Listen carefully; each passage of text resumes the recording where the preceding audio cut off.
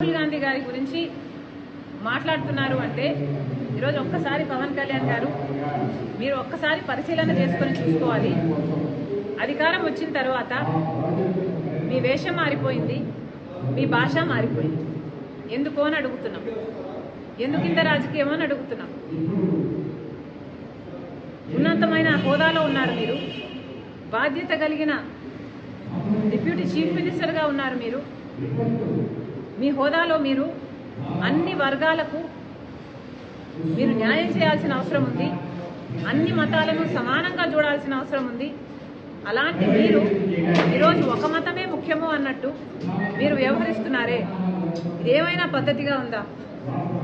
Deputy chief మినిస్టర్గా ఉన్న మీరు ఈరోజు మీరు ఒక మతానికి చెందిన వేషాన్ని వేసుకొని, ఆ బట్టలు వేసుకొని మీరు అఫీషియల్ డ్యూటీస్ చేస్తుంటే మిగతా మతాల వాళ్ళకి అభద్రతా భావం కలగదా? ఏం ఆలోచిస్తున్నారు సార్? అసలు జనసేన పార్టీ అన్నది ఒక సెక్యులర్ పార్టీ అన్న ఉద్దేశం ఉండేది మాకు.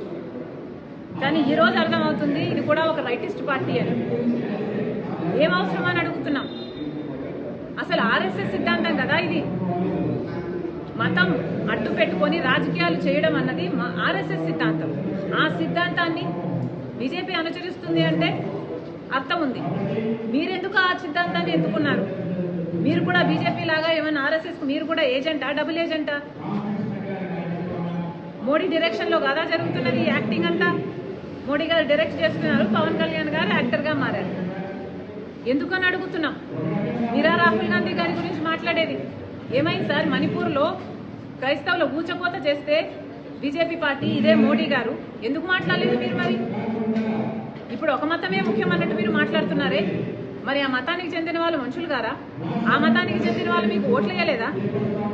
మీరోజు ఒక హోదాలో ఉన్నారు, ఒక పదవిలో ఉన్నారు, కనీసం ఆలోచన కూడా లేకుండా మీరు మిగతా మతాలు ఏవి ఇంపార్టెంట్ కాదన్నట్టు ఒక మతాన్నే భుజాన వెతుకుంటే మరి మిగతా మతాల వాళ్ళంతా ఏమనుకోవాలండి మిమ్మల్ని?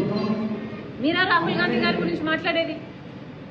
ఒక పక్క ఊచకోత జరుగుతుంటే ఇంకో పక్క రాహుల్ గాంధీ గారు బీజేపీ పార్టీ మణిపూర్లో ఊచకోత చేస్తుంటే, గౌతరాలైనా మణిపూర్ అయినా దీనికి అంతటికీ కారణం బీజేపీ పార్టీ కాదా?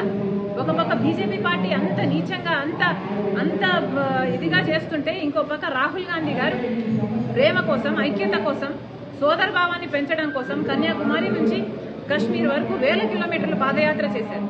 ఆయన గురించి మాట్లాడుతున్నారు మీరు అంటే మీ స్థాయిని మీరే దిగజార్చుకుంటున్నారు.